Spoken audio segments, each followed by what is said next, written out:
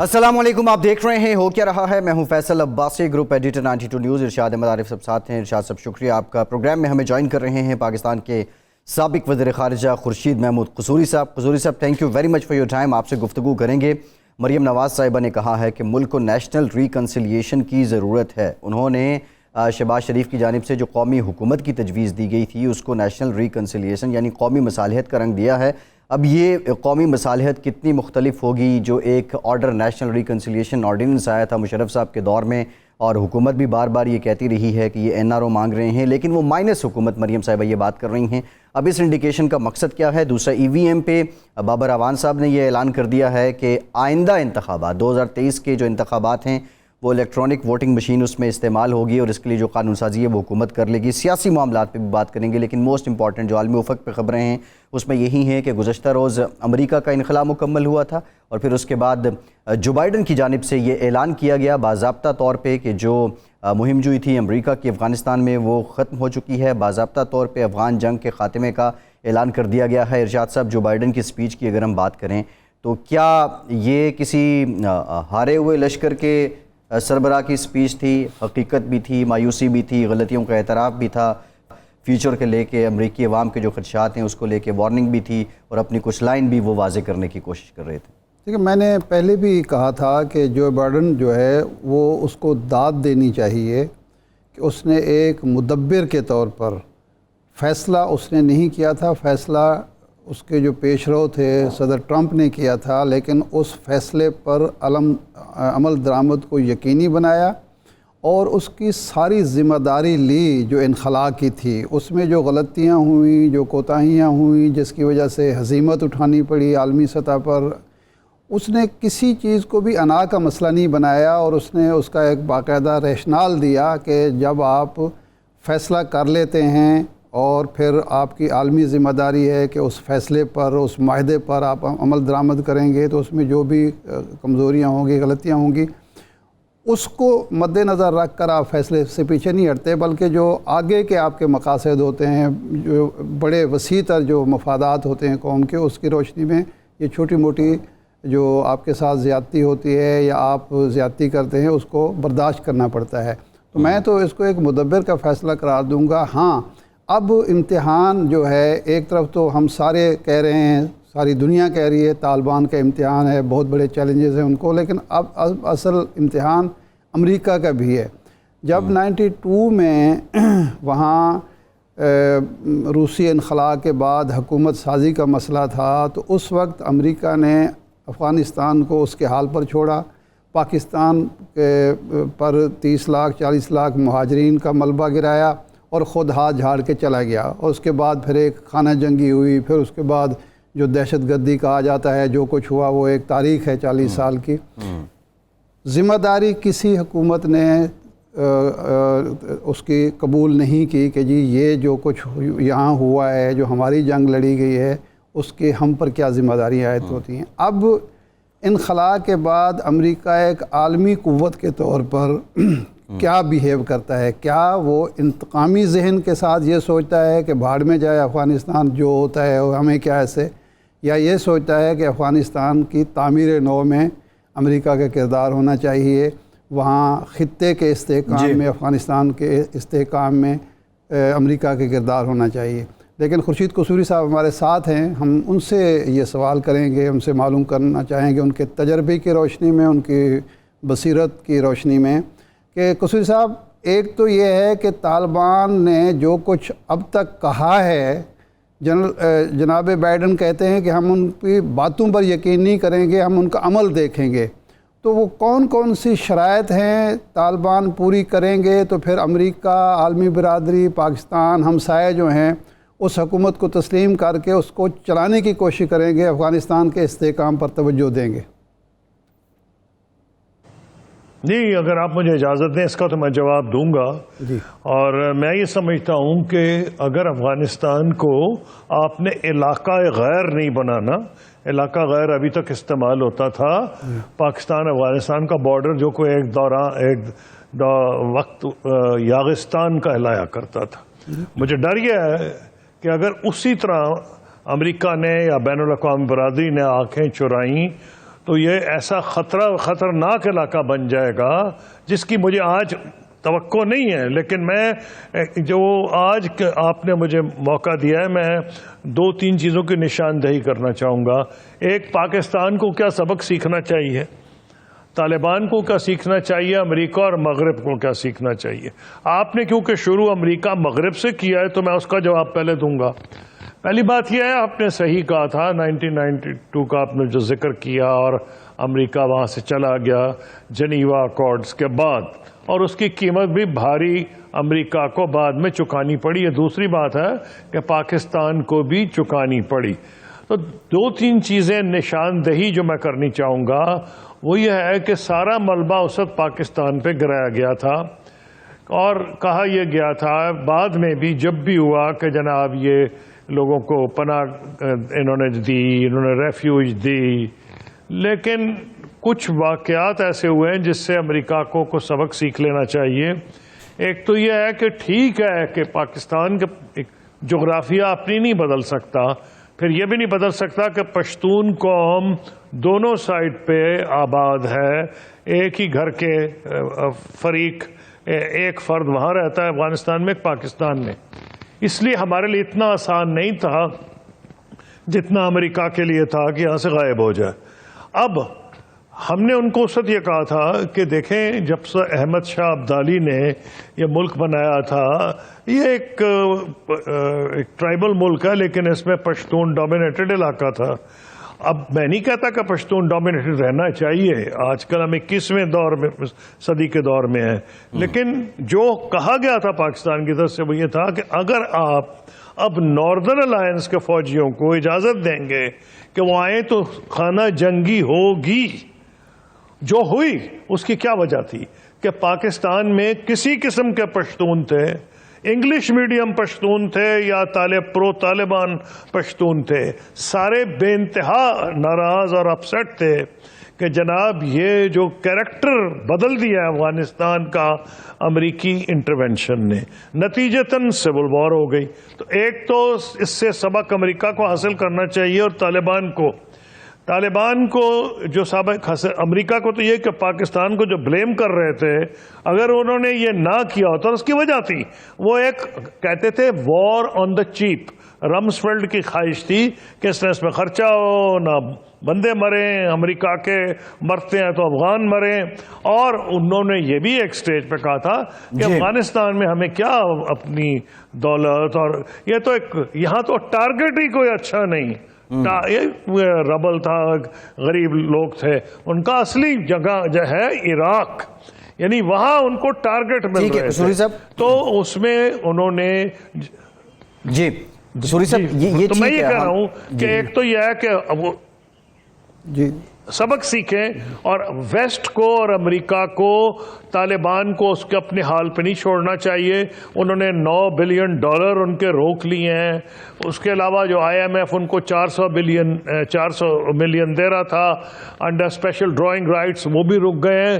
یہ بہت بڑا بلنڈر کر رہے ہیں یہ، کیونکہ اگر یہ حکومت انہیں پسند ہو نہ ہو، خدا نخواستہ اگر کولیپس ہوئی تو اس کے نتیجے میں علاقہ غیر بنے گا، اور اس کو امریکہ کو بھی بھگتنا پڑے گا. تو میری تسنیم اسلم صاحبہ تھیں ہمارے ساتھ کچھ دن پہلے، اور وہ بتا رہی تھیں کہ مشرف صاحب کا جو دور تھا کے بعد، جب آپ اس دوران آپ وزیر خارجہ بھی تھے، دفتر خارجہ کو بہت سے معاملات سے لا علم رکھا جاتا تھا. ایگزیکٹلی انہوں نے کیا کہا، ذرا یہ سن لیتے ہیں، پھر آ کے آپ سے جانتے ہیں. ڈیسیجن میکنگ کا انداز یہ تھا کہ انفارمیشن ٹرکل ڈاؤن نہیں کی سب لوگوں کو، تو لوگوں کو پتہ بھی نہیں تھا کہ ایکچولی کیا کیا دیا گیا ہے، اور اس کا امریکنز نے بہت فائدہ اٹھایا. ایک ایگزامپل میں آپ کو دوں کہ جیسے انہوں نے اسلام آباد جو نور خان بیس ہے، اس کا چکلالہ بیس ہوتی تھی، یہ کبھی بھی امریکنز کے آپریشن انڈیورنگ فریڈم کا حصہ نہیں تھی، لیکن امریکنز نے اس کو بھی یوز کرنا شروع کیا. وہاں سے وہ ویپنز بھی پاکستان کے اندر لے کے آئے، اور کافی انہوں نے گڑبڑ کی. زلزلے جیسی ایک جو ناگہانی آفت تھی، اس میں بھی ہیلپ کرتے کرتے بہت سی اور چیزیں بھی کیں. جی قصوری صاحب، کیا پرویز مشرف دفتر خارجہ کو بے خبر رکھتے تھے، اور اگر بے خبر رکھتے تھے تو اپنی پالیسیز کو، ڈیسیجنز کو کس کے تھرو گورن کرواتے تھے؟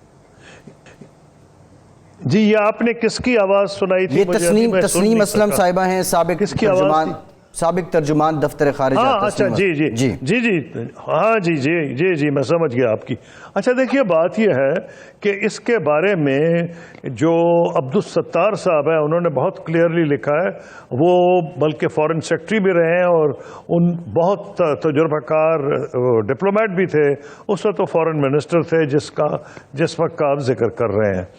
اور پوائنٹ اس میں یہ ہے کہ انہوں نے جو ڈسکرائب کیا اس وقت کے حالات وہ یوں ہیں کہ وینڈی چیمبرلن اس وقت تھیں ایمبیسڈر، اور انہوں نے ایک جو بعد میں شائع ہوا کہ ایک لسٹ دی کہ جی یہ چیزیں ہیں، لیکن لسٹ دینے سے پہلے بقول عبدالستار صاحب انہوں نے ایک میٹنگ ہوئی تھی جس میں کیبنٹ کے ممبرز تھے اور کور کمانڈرز تھے۔ پہلے ہی ان کو اندازہ تھا کہ وہ کیا مانگیں گے اور کیا ہم دے سکتے اور کیا نہیں دے سکتے۔ حالات اس وقت یہ تھے کہ امریکہ اور کے حق میں روس اور چین بول رہے تھے، سارا عرب دنیا ان کے حق میں بول رہی تھی۔ سارا پروٹوکول توڑتے ہوئے امبیسڈر آلسن نے لکھا اپنی کتاب میں کہ میں حیران ہو گیا کہ جو دبئی کے رولر ہے بجائے یہ کہ میں ان پہ کال کرتا وہ میرے پاس پہنچ گئے۔ یعنی وہ ایک ایسا موقع تھا کہ نیٹو نے بھی وہ انووک کیا آرٹیکل کہ امریکہ کے حق میں ہم سب جنگ کریں گے، اور وہ یہ تھا کہ یو آر ود اس اور اگینسٹ اس۔ اس سے پہلی بات تو یہ ہے کہ جو آپ نے مجھے سوال کیا ہر چیز کا سیاق و سباق ہوتا ہے، وہ حالات بالکل اور تھے۔ جہاں تک کہ ہم نے کیا ان کو امریکہ کو دیا یا نہیں دیا، میں تو فارن منسٹر اس وقت نہیں تھا، لیکن یہ زیادہ معاملات ایسے جو ہوتے ہیں ملٹری کے یا انٹیلیجنس کے، یہ ٹھیک ہے کہ فارن آفس کو 100% کنسلٹیشن نہیں کی گئی، اور اس وقت کے فارن سیکرٹری انعام الحق صاحب نے ایک لسٹ بھی دی تھی پریزیڈنٹ مشرف کو کہ جناب یہ چیزیں جو ہیں یہ ہمیں امریکہ سے منوانی چاہیے۔ تو اپیرنٹلی جو کتاب میں لکھا ہے، جو میں تو کوئی فارن منسٹر نہیں تھا اس وقت، یہ تھا کہ دو چیزیں ہم نے ان میں نہیں مانی تھی۔ ایک کو پتہ بیس مانگ رہے تھے، کچھ ایسے مانگ رہے تھے، اور ایک ہم نے جو انہیں اجازت دی تھی وہ کچھ ایئر فیلڈز کی تھی۔ تو آپ کی یہ بات تو بالکل ہو سکتا ہے، ممکن ہو کہ جی اس میں ایسی چیزیں فارن آفس کو نہیں بتائی گئیں، تو جب اگر اس وقت نہیں بتائی گئیں تو میں تو فارن منسٹر بھی نہیں تھا تو میں کامنٹ نہیں کر سکتا، لیکن میں صرف ایک بات پہ کامنٹ کر سکتا ہوں، وہ یہ ہے کہ عبدالستار صاحب نے لکھا ہے کہ پبلک اوپینین پاکستان کا یہ تھا، اور انہوں نے لاہور، کراچی، اسلام آباد، کوئٹے کے اخباروں کے ریفرنسز دیے۔ ان کا 90% پولیٹیشین جو پریزیڈنٹ مشرف کو ملے انہوں نے کہا کہ ہمیں امریکہ کا ساتھ دینا چاہیے۔ تو حالات ہی مختلف تھے۔ آج کے حالات میں تجزیہ کرنا وہ ایپلز اینڈ اورنجز کو کمپیریزن کرنا ہے۔ آج امریکہ پاکستان میں بھی ان پاپولر ہے، اس خطے میں بھی ان پاپولر ہے، نہ ود اور اگینسٹ اس والی کہانی کوئی نہیں۔ تو اس لیے بہتر یہ ہے کہ مستقبل کی طرف دیکھیں، ماضی کی طرف جائیں گے تو بہت تجزیے کرنے پڑیں گے، اور اس میں بہت سی چیزیں ایسی اٹھیں گی جو آج کمپلیٹلی ریلیونٹ ہے۔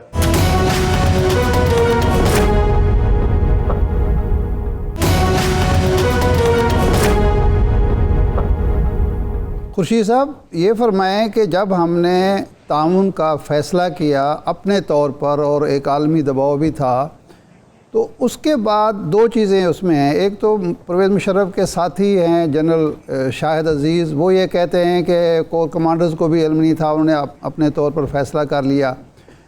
وہ جو فیصلہ تھا اس فیصلے کے بعد ہم پر ڈبل گیم کا الزام لگا، یعنی امریکہ بھی ہم سے مطمئن نہیں تھا اور عوام بھی مطمئن نہیں تھے کہ یہ فیصلہ غلط ہو گیا، اور ہمیں جو یہ 70,000 80,000 جانوں کی قربانی دینی پڑی۔ شاہد عزیز کا کہنا ہے کہ یہ اسی غلط فیصلے کا نتیجہ تھا۔ آج جب آپ تجزیہ کرتے ہیں تو آپ سمجھتے ہیں کہ وہ فیصلہ بالکل درست تھا؟ پہلی بات تو یہ ہے کہ شاہد عزیز صاحب نے کیا کہا، وہ کور کمانڈر تھے، اس کا جواب دوسرے کور کمانڈرز دیں گے، لیکن یہ کسی اور نے نہیں کہا جو انہوں نے کہا۔ پہلی بات تو یہ ہے کہ دنیا میں دو چاہے صحافی ہوں، جرنیل ہوں، سیاستدان ہوں، کو ضروری نہیں کہ اگری کریں. بہتر یہ اس وقت بولیں جب کوئی بندہ اقتدار میں ہو. جب اقتدار سے باہر چلا جائے تو بہت آسان ہوتا ہے یہ کہنا کہ یہ ہوتا تو وہ ہو جاتا. اب میرے خیال میں بنیادی طور پر پاکستان نے زبردست نقصان اٹھایا ہے، لیکن اس وقت کے جو حالات تھے وہ یہ تھے کہ بھارت مرا جا رہا تھا اڈے دینے پہ. وہ بھارت کہہ رہا تھا ہم آپ کو دینے کو، تو بھارت کو یہ ڈر تھا کہ پاکستان اگر اڈے دے گا تو افغانستان میں جو ان کی ایک دیرینہ خواہش رہی ہے کہ وہ پاکستان کو وہاں سے بھی انسرکل کریں، وہ خراب ہو جائے گی، اس میں خلل پڑے گا. تو جب مجھے پوچھتے ہیں کہ کیا وہ فیصلہ صحیح تھا، فیصلہ جو ہے پاکستان نے تو بڑی قیمت ادا کی، اور پاکستان نے یہ قیمت ادا کی کہ ہمارے پاس تو 3 ملین ریفیوجیز آ گئے.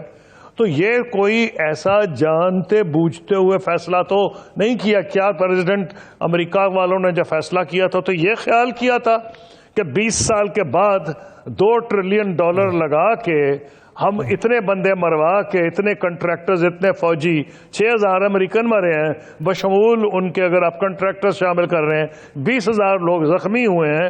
تو کیا ان کا یہ تخمینہ تھا کہ افغانستان میں یہ حالات ہوں گے؟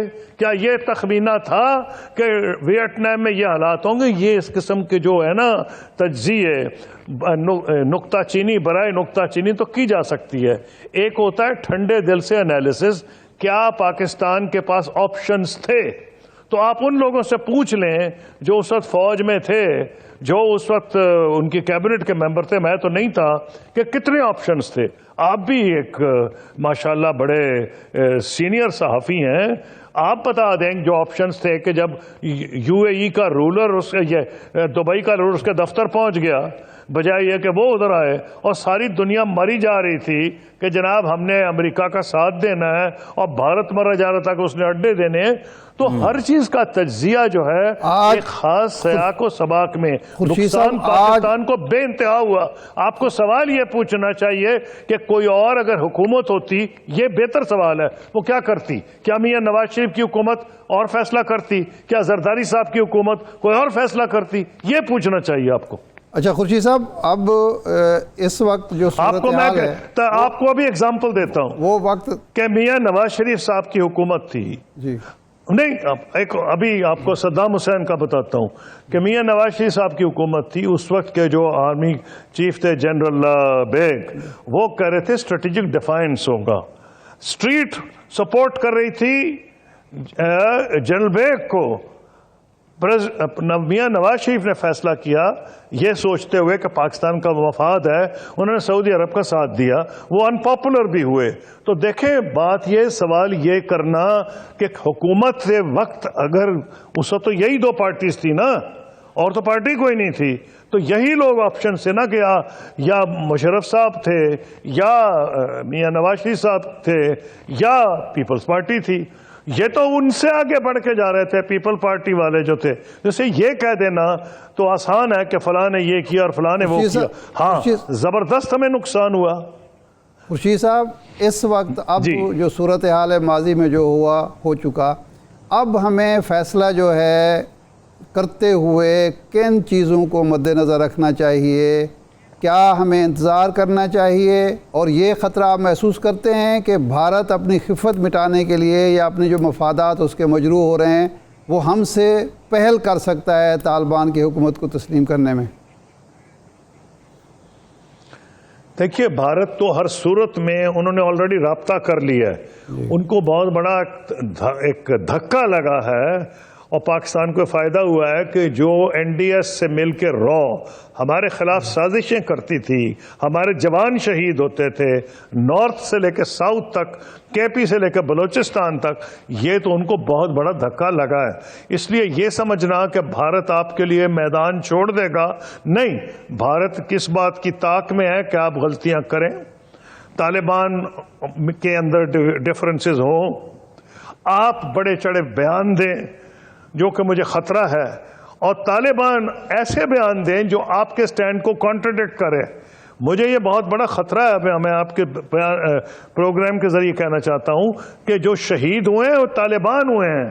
افغان طالبان نے جنگ جیتی ہے. ہمیں یہ امپریشن نہیں دینا چاہیے کہ ہم جیت گئے ہیں.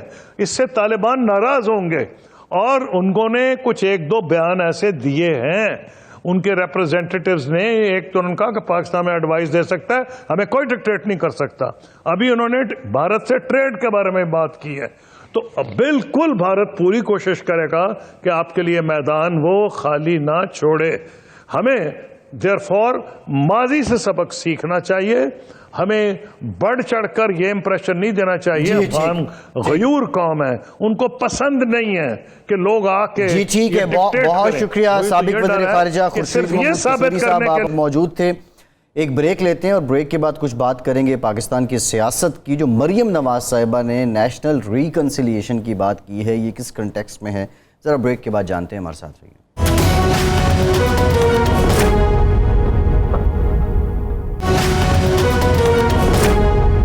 بریک کے بعد ایک بار پھر سے آپ کو خوش آمدید کہیں گے. ہمیں جوائن کیا ہے مسلم لیگ نون کے سینئر رہنما ہیں, پارلیمنٹیرین ہیں, خرم دستگیر صاحب نے. بہت شکریہ خرم صاحب آپ کے وقت کا. خرم صاحبہ, مریم صاحبہ نے نیشنل ریکنسیلیشن کی بات کی ہے. یہ بتا دیں, شہباز شریف صاحب کی قومی حکومت کی تجویز, مریم صاحبہ کی نیشنل ریکنسیلیشن کی تجویز اور مشرف صاحب کا جو NRO تھا, بنیادی طور پہ کیا فرق ہے ان میں؟ جی, اس میں تو زمین اور آسمان کا فرق ہے. پہلے تو شہباز شریف صاحب نے جو نیشنل گورنمنٹ کی بات کی وہ اس کا درست اب کوٹیشن سامنے آ گیا. انہوں نے یہ کہا تھا کہ اگر پاکستان کے عوام نے مسلم لیگ نون کو میجورٹی دی اگلے انتخابات میں, مسلم لیگ نون جو حکومت بنائے گی اس کو ہم کوشش کریں گے کہ اس میں زیادہ سے زیادہ لوگ شامل ہوں, ایک نیشنل گورنمنٹ ہو تاکہ پاکستان کے مسائل پر قابو پایا جا سکے. تو ان کا شہباز شریف صاحب کا جو بیان تھا وہ یہ تھا کہ انتخابات کے بعد ایک نیشنل گورنمنٹ جو ہے ایک اور مریم بی بی نے جو بات کی ہے وہ بھی یہی بات ہے کہ ریکنسیلیشن کی ہمیں ضرورت ہے. لیکن جب ریکنسیلیشن ہوتی ہے تو پھر ہمیں بلا شبہ پاکستان کی مقتدرہ کو بھی بیچ میں لانا پڑے گا, کیونکہ جب تک ان کی طرف سے یہ فیصلہ نہ ہو کہ انتخابات میں مداخلت نہیں کرنی, پاکستان کے سیاسی امور اور سیاسی عمل میں غیر آئینی دراندازی نہیں کرنی, تب تک معاملہ آگے نہیں چل سکتا. تو اس کو خوش اسلوبی سے کرنے کا ایک اندیا جو ہے وہ مریم بی بی نے دیا ہے کہ اگر نیشنل ریکنسیلیشن ہو تو ہم آگے بڑھ سکتے ہیں, اور اس کا پہلا جو مائل سٹون ہوگا, سنگ میل ہوگا, وہ ایک صاف, شفاف اور مداخلت سے پاک انتخابات ہوں گے. خرم صاحب, ایک تو جمہوری ریاستوں میں اور جمہوری معاشرے میں یہ الیکشن ہوتے ہی اسی بیس پر ہیں کہ جن لوگوں کو اکثریت کا اعتماد حاصل ہے وہ حکومت بنائیں اور حکومت چلائیں.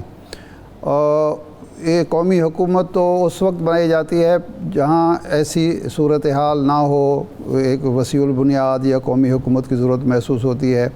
دوسرا یہ ہے کہ یہ خیال شہباز شریف صاحب کو آج آ رہا ہے, مداخلت ماضی میں بھی ہوتی رہی ہے اور حالات پہلے بھی بہت زیادہ خراب رہے ہیں. تو 13 میں تو ایسا نہیں ہوا, 8 میں تو ایسا نہیں ہوا.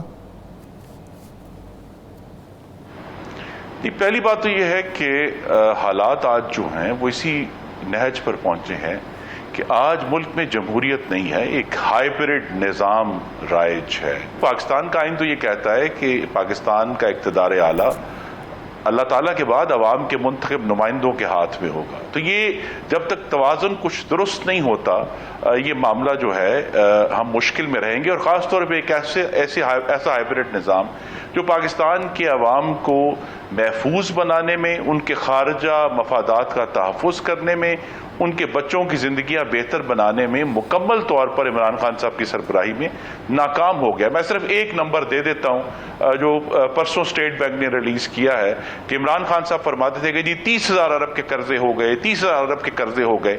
71 سالوں میں تمام حکومتوں نے 30,000 ارب کے قرضے لیے.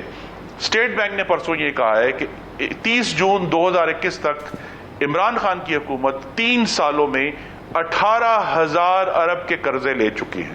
تو ایک طرف 71 سالوں میں 30,000 ارب اور صرف 3 سالوں میں 18,000 ارب, اگر آپ ایگزیکٹ لیں 17,950 ارب روپے کے فگرز بنتے ہیں. تو یہ تو حکومت پاکستان کو نہ قرضوں کی دلدل کیا ایک بہت گہری کھائی میں ہمیں ڈبو دیا ہے, اور ہمیں جو ہے ایک مستقل طور پر خاص طور پہ پاکستان کے عوام کے لیے جن کا میں ایک نمائندہ ہوں ان کو جس طرح اشیاء خورد و نوش کی مہنگائی کی کھائی میں گرا دیا ہے، بجلی کے بلوں کی کھائی میں گرا دیا ہے، گیس کے بلوں کی کھائی میں گرا دیا ہے، پاکستان کا بندہ پریشان ہے، اور دوسری طرف جو کشمیر کے اوپر سودا ہوا ہے، اور اب جو افغانستان میں ان کے پاس 16 مہینے تھے ان معاملات کو پلان کرنے کے لیے، درست کرنے کے لیے، تمام لوگوں سے بات کرنے کے لیے۔ نہیں، آپ کا خیال ہے خرم صاحب کہ جو انخلا میں مدد دینا جو ہے یہ بھی غلط اقدام ہے؟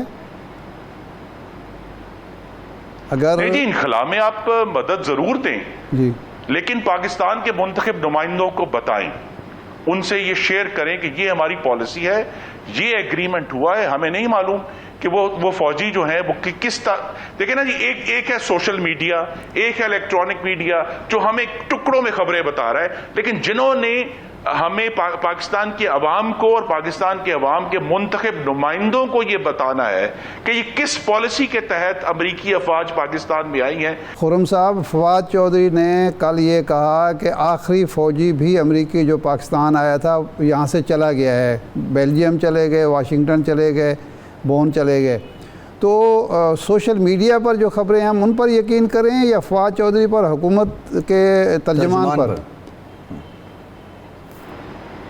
جی، ہمیں جو اگر وضاحت چاہیے، سب سے پہلے تو وزارت دفاع کی طرف سے وضاحت آنی چاہیے، ISPR کی طرف سے وزارت دفاع کو بات کرنی چاہیے کہ جی یہ معاملہ ہوا ہے، اور اس کے بعد وزارت خارجہ کو بتانا چاہیے۔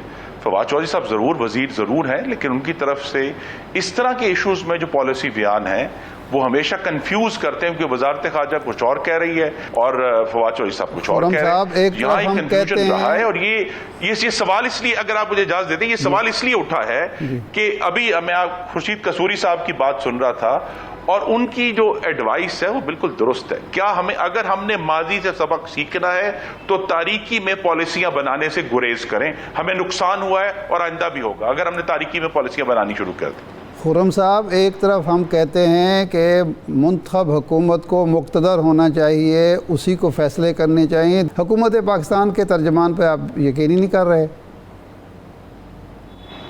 نہیں ارشاد صاحب، اگر آپ غور کریں تو میں نے وزارت دفاع کا نام لیا ہے، پرویز خٹک صاحب بات کریں گے آنے تک تو ایک منتخب جی جی جی نہیں پرویز خٹک صاحب بات کریں نا جی، وہ وزیر دفاع ہیں، وہ قومی اسمبلی کا اجلاس بلایا جائے، سینٹ کا اجلاس بلایا جائے، مشترکہ اجلاس بلایا جائے، اور پاکستان کے عوام کے منتخب نمائندوں کو بتایا جائے کہ وہ کس پالیسی اور انڈرسٹینڈنگ کے تحت، اور اگر ہم نے کوآپریشن کیا بھی ہے تو وہ کوآپریشن میں پھر کہوں گا دن کی روشنی میں ہونا چاہیے، شفاف طریقے سے ہونا چاہیے۔ یہ جو تاریخ پالیسیاں ہیں ہم ان کی مذمت کرتے ہیں۔ آپ کی حکومت نے یمن کے معاملے پر پارلیمنٹ کا اجلاس بلایا، جس کی وجہ سے پاکستان اور سعودی عرب کے تعلقات خراب ہو گئے۔ اب اگر اجلاس بلایا اور وہاں غیر ذمہ دارانہ تقریریں ہوئیں تو کیا اس سے فائدہ ہوگا ملک کا یا نقصان ہوگا؟ جی ارشاد صاحب، وہ پالیسی جو پارلیمان سے باہر آئی تھی، اس پر ضرور بحث ہو سکتی ہے کہ ہماری حکومت کو اس کو بہتر طریقے سے مینج کرنا چاہیے تھا، لیکن یمن میں نہ جانے کا فیصلہ درست تھا، پاکستان کو ایکسپوز نہ کرنے کا فیصلہ درست تھا، اور آج اس وقت یہ پالیسی تھی، آج بھی یہ پالیسی ہے کہ پاکستان سعودی عرب کی سرزمین کے دفاع کے لیے موجود ہے، پاکستان اس کے لیے ہر مدد کرے گا، لیکن سعودی عرب کی سرحدوں سے باہر جانے کا پاکستان کا نہ کوئی کام ہے اور نہ ہی کسی اور قضیے میں ہمیں جانے کی ضرورت ہے۔ تو ہمیں وہ پالیسی اس وقت بھی درست تھی، اس کی ہمیں کچھ قیمت ادا کرنی پڑی، لیکن وہ پالیسی آج تک درست ثابت ہو رہی ہے۔ جی ٹھیک ہے خرم صاحب، اب 13 ستمبر کو جو ہے وہ اجلاس ہو رہا ہے، ظاہر ہے نیا پارلیمانی سال کا آغاز بھی ہوگا، لیکن ایک بنیادی سوال ذرا آپ کی جماعت سے متعلق ہے سر۔ کبھی آپ ٹروتھ کمیشن کی بات کرتے ہیں، کبھی ریکنسیلیشن کی بات کرتے ہیں، کبھی قومی حکومت کی بات کرتے ہیں، کبھی ووٹ کو عزت دو کی بات کرتے ہیں، کبھی آئین کی پاسداری کی بات کرتے ہیں، ابھی آپ جو مقتدرہ ہیں ان سے بات چیت کی بات کر رہے تھے، کچھ لوگ آپ کے اپنے جو ہیں وہ ایک مفاہمت کی طرف ہیں، کچھ مصالحت کی طرف ہیں، کچھ مزاحمت کی طرف ہیں۔ لائن کیا ہے آپ کا نون لیگ کا جو کارکن اس وقت دیکھ رہا ہے، وہ اس میں سے کس لائن کو ٹو کرے، کس کو چنے؟ آپ کی جماعت کی لائن کیا ہے؟ جی دو اس میں بڑے واضح طور پہ جو ہمارے کارکن ہیں، بلکہ تمام پاکستان کے عوام، ایک تو مسلم لیگ نون نے पाकिस्तान की तरक्की और पाकिस्तान का अमन, पाकिस्तान की रोशनी वो कायम की। हमने लोड शेडिंग ख़त्म की, हमने दहशतगर्दी ख़त्म की, हमने कराची को पुरअमन किया, हम CPEC लेकर आए, हमने बलूचिस्तान को पुरअमन किया। ये हमारा, हमने महंगाई, अगर आप गौर करें तो मुस्लिम लीग नून ने 2014 से 18 तक औसतन जो महंगाई थी वो 4% थी, और उसमें जो अशियाए खुर्दोनोश की महंगाई थी जिसने पिछले 2 साल में पाकिस्तानियों के गले काट दिए हैं, मुस्लिम लीग नून के दौर में वो 1%, 0.5% इस तरह फूड इन्फ्लेशन थी, क्योंकि हमने कंट्रोल। एक तो वो मैसेज है जो हम करके दिखा चुके हैं। आगे मैसेज ये है कि पाकिस्तान की तरक्की, पाकिस्तान की खुद मुख्तारी, पाकिस्तान की दुनिया में इज्जत इस बात पर अब मुनहसर है कि पाकिस्तान में एक हकीकी तौर पर नुमाइंदा हुकूमत हो जो पाकिस्तान की मुईशत का, पाकिस्तान के अवाम का और पाकिस्तान की खारजा पॉलिसी का दिफा कर सके। इस तरफ हमने जाना है। यही पैगाम है वोट को इज्जत दो का, कि आप पाकिस्तान में कहीं भी रहते हैं, सक्खर में रहते हैं, आप लसबेला में रहते हैं, आप बरदान में रहते हैं, आप पंजाब में गुजरावाला में रहते हैं, पाकिस्तान में उसी की हुकूमत होगी जो पाकिस्तान के अवाम चाहेंगे। और उसमें जो दरअंदाजी है उसकी कीमत अगर मैं याद करा दूं, परवेज मुशर्रफ की सूरत में हमने बहुत बड़ी अदा की है, आज भी अदा कर रहे हैं। और अब ये कौम जो है जिसके तकरीबन 31,000 लोग फौजी और सिविलियन जो हैं वो शहीद हो चुके हैं दहशतगर्दी की जंग में, हम मजीद खून अपना और मजीद नालायकी की भेंट अपनी आने वाली नस्लों को नहीं चढ़ा सकते। आखिरी सवाल खुर्रम साहब, ये जो कौमी हुकूमत अगले इलेक्शन के बाद बनाने का इरादा है, ये जमात की पॉलिसी है, तय हो गया मुस्लिम लीग नून ने, या शहबाज शरीफ साहब की ज़ाती एक राय है? जी, ये जमात की पॉलिसी है। अगर मैं आपको याद करा दूं, ये हमने पॉलिसी 2013 में इस्तेमाल की थी जब PTI को खैबर पख्तूनख्वा में वाज़े अक्सरियत ना होने के बावजूद ये इजाज़त दी गई। हमने अगर मुस्लिम लीग नून उस वक्त JUI के साथ इत्तेहाद करके हुकूमत बनाना चाहती तो बन सकती थी, नहीं, हमने कहा वो सबसे बड़ी जमात है, चाहे उनके पास अक्सरियत नहीं, उनको बनाने दें। इसी तरह कौमी हुकूमत तो नहीं, अगर आप कौमी हुकूमत तो ये बलूचिस्तान में नहीं, सुनिए ना, मैं उसकी मिसाल दे रहा हूं कि क्या तरीकेकार है। बलूचिस्तान में डॉक्टर मालिक की पहली दफा जो कौम परस्तों की जमात की हुकूमत 2.5 साल बनाने दी गई, अगरचे हमारे पास मेजॉरिटी थी, हमने नहीं बनाई। तो यही तरीकेकार है कि सबको साथ लेकर चलें, सबको हिस्सा दें ताकि हम आगे बढ़ सकें, क्योंकि हालात अब इस नहज पर पहुंच गए हैं, खारजा तौर पर तो बहुत ही गंभीर हालात हो गए और मौशी तौर पर भी, कि जब तक हम सब इकट्ठे कंट्रीब्यूट नहीं करेंगे पाकिस्तान को आगे लेकर चलना जो है एक बहुत PTI भी शामिल होगी। यानी मुस्लिम लीग अगर अक्सरियत हासिल कर ले तो वो कौमी हुकूमत बनाएगी, सारी सियासी जमातें जो पार्लियामेंट का हिस्सा होंगे वो उस हुकूमत का हिस्सा होंगी, ये तय है? जी नहीं, हमारी कोशिश ये होगी। देखिए, ऑपोजिशन बनना एक कुदरती अमर है, लेकिन हम दावत सबको देंगे कि आप आएं और मिलकर हुकूमत चलाएं। और ये मैं वाज़ेह कर दूं कि शहबाज शरीफ साहब ने जब कराची में वो ये गुफ्तगू कर रहे थे तो PTI को शामिल नहीं किया था, PTI इसमें से एक्सक्लूडेड है। जी ठीक है, PTI के बगैर आप जो है बाकी कौमी जमातें जो हैं उनको शामिल करेंगे। ठीक, बहुत शुक्रिया खुर्रम दस्तगीर साहब। मुक्तदरा का एक प्रोपेगेंडा विंग है जी, आप उसी मुक्तदरा से बात भी करना चाह रहे हैं अब खुर्रम साहब, एक ये लंबी बहस है। Thank you very much for your time. Break लेते हैं और ब्रेक के बाद ज़रा इस पर भी बात करेंगे। और मौलाना साहब जो इस्लामाबाद जाना चाह रहे हैं उनके साथ कौन कौन जाना चाहेगा और अब की बार वो जाके वहाँ से बरामद क्या करना चाह रहे हैं, ब्रेक के बाद ज़रा बात करें।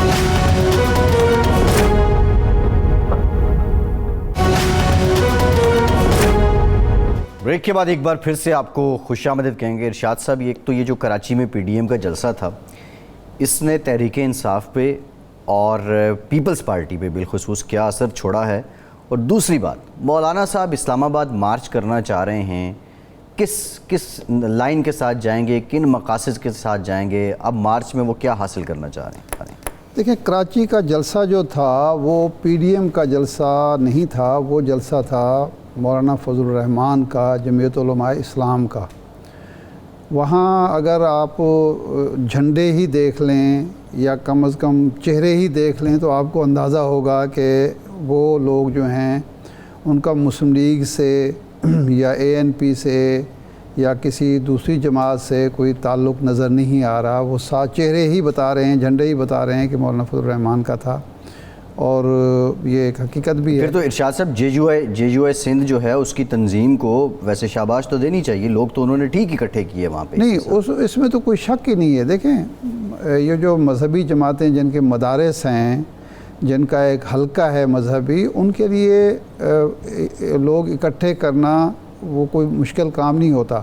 انہوں نے نہ تو کسی کو کرایہ دینا ہوتا ہے, نہ ان کو کوئی 5 اسٹار ہوٹل میں ٹھہرانا ہوتا ہے. وہ غریب لوگ ہیں, وہ آ جاتے ہیں بسوں پہ بیٹھ کے, کوئی ان کو نہ گاڑیاں لگژری گاڑیاں چاہیے ہوتی ہیں, وہ آ جاتے ہیں, جلسہ سنتے ہیں, چلے جاتے ہیں. ویسے بھی شوقین ہوتے ہیں, کھانا بھی جو مل جائے وہ کھا لیتے ہیں, ان کے لیے مسئلہ نہیں ہوتا. اب جو وہ اسلام آباد اگر جانا چاہتے ہیں, ایک تو بات بالکل معقول ہے بلاول بھٹو کی کہ اگر انہوں نے جانا ہے تو پہلے یہ طے ہوا تھا کہ لانگ مارچ سے پہلے استعفے ہوں گے, جس سے صرف اختلاف کیا تھا پیپلز پارٹی نے. تو وہ درست کہہ رہے ہیں کہ اگر آپ نے اسلام آباد جانا ہے تو پھر استعفے دے کر جائیں, ورنہ کوئی جواز نہیں بنتا آپ اسلام آباد کیوں جا رہے ہیں. دوسرا یہ ہے کہ اگر یہ جاتے بھی ہیں تو میرا نہیں خیال کہ کوئی دوسری پارٹی اس دھرنے کا یا لانگ مارچ کا کوئی مؤثر حصہ بنے گی. حصے دار تو وہ ہوں گے, شریک تو ہوں گے, لیکن میرا نہیں خیال کہ وہ مؤثر حصہ بن پائیں گے. یہ وہ تضاد ہے جس کی وجہ سے پہلے بھی مولانا کا دھرنا ناکام ہوا اور اب بھی اس کی کامیابی کے امکانات نہیں ہیں. دوسری وجہ یہ ہے کہ اب یہ ساری سیاسی جماعتیں اگلے الیکشن کا انتظار کر رہی ہیں. اب یہ اگر اسلام آباد جائیں گے تو کوئی ان کے پاس یہ ایجنڈا نہیں ہوگا کہ حکومت کو گرانا ہے. جب آپ کا مقصد ہی یہ نہیں ہے تو اسلام آباد آپ چلے بھی جائیں گے تو کیا حاصل کریں گے, سوائے اس کے کہ اپنے کارکن کی آپ انرجی جو ہے, توانائی ہے, جو آپ کے وسائل جو ہیں جماعتوں کے, وہ ضائع کریں گے. اس کے علاوہ کیا مقصد حاصل کریں گے؟ اچھا, پہلے جو مقصد تھا نواز شریف صاحب کو ملک سے باہر بھجوانا وہ پورا ہو گیا. مریم صاحبہ کو اگر بھجوانا چاہتے ہیں یا وہ جانا چاہتی ہیں تو وہ تیار نہیں ہے کوئی بھی. تو ایسی صورت میں اس دھرنے کا کیا فائدہ ہوگا یا اس لانگ مارچ کا کیا فائدہ ہوگا؟ مجھے تو کوئی مولانا کب تک شریف خاندان کے لیے قربانی دیتے رہیں گے, کب تک وہ لوگوں کو لے کے آتے رہیں گے؟ نواز شریف صاحب چلے گئے نا, اب کیا مریم صاحبہ کے لیے بھی وہ نہیں؟ مولانا جو ہیں, دیکھیں ہر چیز جو ہوتی ہے نا اس کے کئی ایک فائدہ نہیں ہوتا, کئی فوائد ہوتے ہیں. مولانا نے ریلیونٹ کر لیا ہے کہ ملک کی جو باقی جماعتیں ہیں, مثلاً مسلم لیگ نون ہے, ANP ہے, دوسری جماعتیں ہیں, JUP ہے, یہ جو بلوچستان کی ترقی پسند یا علاقائی جماعتیں ہیں, یہ ساری کی ساری مولانا کی قیادت میں جمع ہے. تو مولانا نے اپنی قیادت اور اپنی سیادت اور اپنی لیڈرشپ تو منوا لی ہے ان سے, تو یہ ایک فائدہ ہے. اس کے علاوہ اگر خطے کے معروضی حالات میں بھی وقت بڑھا دیا افغانستان کی صورتحال ہے, افغانستان کی صورتحال میں مولانا اپنا کردار اگر ریاست سے, ریاستی اداروں سے منوا لیتے ہیں کہ دیکھیے میں اگر ہوں تو میرے ساتھ یہ سارے ہیں, میں ان کے ساتھ ان کے ایجنڈے پر میں نہیں چل رہا, یہ میرے ایجنڈے پر چل رہے ہیں, تو یہ افادیت منوا کے وہ اپنی کوئی نہ کچھ حاصل کر سکتے ہیں. سودے بازی کی پوزیشن, ان کی بارگننگ پوزیشن اگر مضبوط ہوتی ہے تو اس میں کیا گھاٹے کا سودا ہے. تو مولانا میرا خیال ہے ٹھیک گیم کر رہے ہیں. جی بالکل ٹھیک ہے.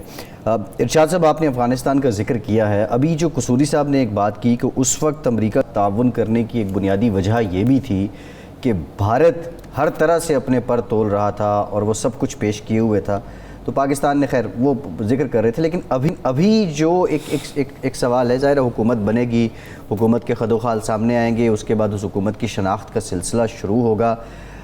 جو بائیڈن کی سپیچ سے کیا لگا, امریکہ اس کو شناخت دینے میں کرے گا یا ویٹ اینڈ سی پہ رہے گا؟ ایک پاکستان کی اسٹریٹجی کیا ہونی چاہیے, انیشیٹو کی طرف, ہمسایہ ممالک کی طرف دیکھنا چاہیے یا پھر بڑی طاقتوں کو دیکھنا چاہیے؟ خورشید قصوری صاحب ایک تجربہ کار سیاستدان بھی ہیں اور ان کو سفارتی تجربہ بھی حاصل ہے. کوئی ملک بھی جب کسی اتحاد کا حصہ بنتا ہے تو وہ اپنے فوائد, اپنے قومی اور ریاستی فوائد کو مد نظر رکھتا ہے, دوسرے کے فوائد اس کے مد نظر نہیں ہوتے. مثال کے طور پر کہا جاتا ہے کہ روس نے بھی ساتھ دیا, چین نے بھی ساتھ دیا, ایران نے بھی ساتھ دیا. ایران نے کیا کمایا؟ عراق کی میں مثال دوں گا. عراق میں ایران نے ساتھ دیا اور نتیجے میں وہاں اپنی حکومت بنوا لی. اس जंग के नतीजे में, उस मुहिम जुई के नतीजे में ईरान को ये फ़ायदा हो गया।